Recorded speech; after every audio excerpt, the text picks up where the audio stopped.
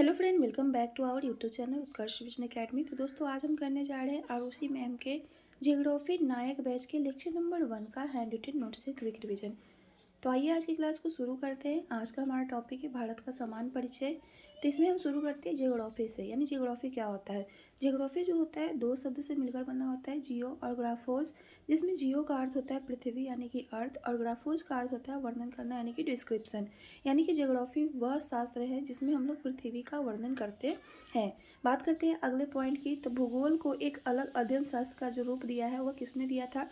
तो भूगोल को एक अलग अध्ययन शास्त्र का जो रूप है वह इरेटोस्थनीज के द्वारा दिया था, और इन्होंने ही जो है भूगोल के लिए जो है जियोग्राफी का शब्द दिया था। नेक्स्ट हम बात करते हैं भारत के नामकरण की। तो भारत को जो है कई नामों से जाना जाता है, जिसमें बात करें इंडिया, तो इंडिया जो है ग्रीक लोगों के द्वारा दिया गया था। वहीं आर्यवर्त की बात करें तो आर्यवर्त जो है भारत में बसने वाले आर्यों के नाम पर इसका नाम जो है आर्यवर्त रखा गया था। नेक्स्ट हम बात करते हैं भारत नाम इसे क्यों दिया गया। तो आर्यों के एक शक्तिशाली राजा भरत के नाम पर जो है इसका नाम जो है भारत रखा गया था। नेक्स्ट हम बात करते हैं हिंदुस्तान की। तो हिंदुस्तान जो है ईरानियों या फिर पारसियों द्वारा दिया गया था, और जम्बू द्वीप जो है इसका नाम पुराणों में मिलता है। नेक्स्ट हम बात करते हैं भारत को जो है जम्बू द्वीप किस काल में कहा गया था। तो भारत को जम्बू द्वीप जो है बौद्ध काल में कहा गया था। नेक्स्ट है भारत का आकार कैसा है। तो भारत का आकार जो है चतुष्कोणीय है।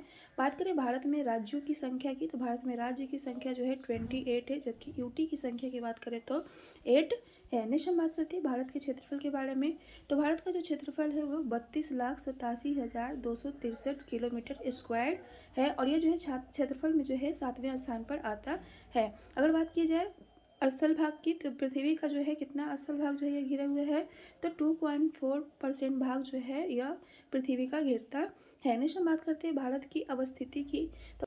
तो भारत के मध्य से जो है कर्क रेखा गुजरती है, और यह जो है भूमध्य रेखा के उत्तर में स्थित है। बात करें गोलार्ध की, तो यह जो है उत्तर पूर्वी गोलार्ध में स्थित है, और यह जो है उष्ण और उपोष्ण कटिबंध में स्थित है। बात करते हैं अर्थ की। तो अर्थ के बीचों बीच जो है एक लाइन गुजरती है जिसे हम लोग 0 डिग्री से डिनोट करते हैं, और ये एक काल्पनिक लाइन होती है जिसे हम लोग भूमध्य रेखा या फिर विषुवत रेखा या फिर विषुवत वृत्त भी कहते हैं, या फिर वृहद वृत्त भी कहते हैं। भूमध्य रेखा के ऊपर जो है 23.5 डिग्री आगे बढ़ने पर जो है कर्क रेखा होती है, और 23.5 डिग्री नीचे आते हैं तो मकर रेखा होती है। नेक्स्ट हम आगे बात करते हैं गोलार्ध की। तो अर्थ को अगर दो भागों में बांटा जाता है तो दो गोले का निर्माण होता है, एक ऊपर की ओर एक नीचे की ओर।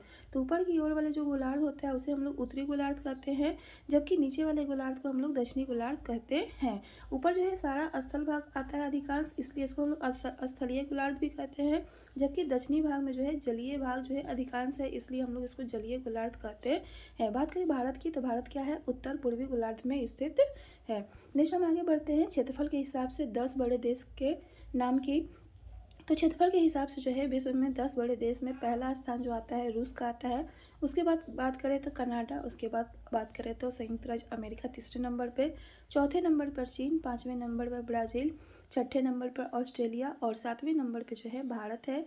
आठवें नंबर की बात करें तो अर्जेंटीना, और नौवें नंबर की बात करें तो कजाकिस्तान, और 10वें नंबर की बात करें तो अल्जीरिया है। इसे याद करने के लिए एक ट्रिक ले सकते हैं, जैसे रूस का आर ले सकते हैं, सी का, कनाडा का सी, और अमेरिका का यू, और चाइना का CHI, और ब्राज़ील का B, और ऑस्ट्रेलिया का A, और इंडिया का I। यानी 7 बड़े देश को याद करने के लिए ट्रिक है रकुची बाई, जिसमें R का मतलब रसिया हो गया, C का मतलब कनाडा हो गया, और U का मतलब USA, CHI का चाइना, B से ब्राज़ील, A से ऑस्ट्रेलिया, और I से इंडिया है।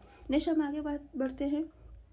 भारत के 5 बड़े राज्य कौन है। तो भारत के 5 बड़े राज्य जो है, पहले स्थान पर राजस्थान है, दूसरे स्थान पर मध्य प्रदेश, तीसरे स्थान पर महाराष्ट्र, और चौथे स्थान पर जो है यूपी का स्थान आता है, और पाँचवें स्थान पर जो है गुजरात है। इसे याद करने के लिए एक ट्रिक ले सकते हैं, जैसे राम एक व्यक्ति है जो कि महान थे, और वो क्या हो गए, गुजर गए। यानी राम महान थे, वो गुजर गए।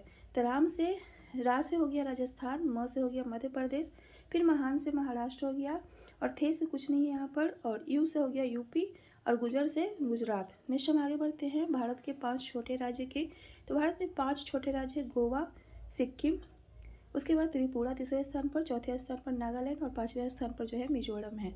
तो इसे याद करने का एक ट्रिक है, GST ना जोड़। तो जी से गोवा हो गया, और ए से सिक्किम, टी से त्रिपुरा, ना से नागालैंड, और जोड़ से जोड़म यानी मिजोरम हो गया। नेक्स्ट हम आगे बढ़ते हैं भारत के 5 बड़े जिले की। तो भारत का 5 बड़ा जिला में सबसे बड़ा जिला जो है कच्छ है, जो कि गुजरात का जिला है। दूसरा बात करें लेह की, तो लेह लद्दाख का ज़िला है। और तीसरा है जैसलमेर, चौथे स्थान पर बीकानेर और पाँचवें स्थान पर बाड़मेर है। जैसलमेर, बीकानेर और बाड़मेर जो है राजस्थान का ज़िला है। इसे याद करने के लिए ट्रिक है कलेजा बीबा। कलेजा में क से मतलब है कच्छ, ले से मतलब है लेह, जा से जैसलमेर, बी से बीकानेर, बा से बाड़मेर। नेक्स्ट हम आगे बात करते हैं भारत का सबसे छोटा ज़िला कौन है। तो भारत का सबसे छोटा ज़िला जो है माहे है और ये जो है पुदुचेरी का ज़िला है जो कि केरल में स्थित है। नेक्स्ट हम बात करते हैं पुदुचेरी के 4 ज़िले हैं जो कि 3 राज्यों में स्थित है। पहला है यनम जो कि आंध्र प्रदेश में है, दूसरा है पुदुचेरी और कराईकल जो कि तमिलनाडु राज्य में है, और चौथे की बात करें तो माहे है जो कि केरल राज्य में स्थित है। तो आज के लिए बस इतना ही। अगर आपको यह वीडियो अच्छा लगा हो तो please like share and subscribe. मिलते हैं नेक्स्ट लेक्चर के वीडियो में, तब तक के लिए बाय बाय।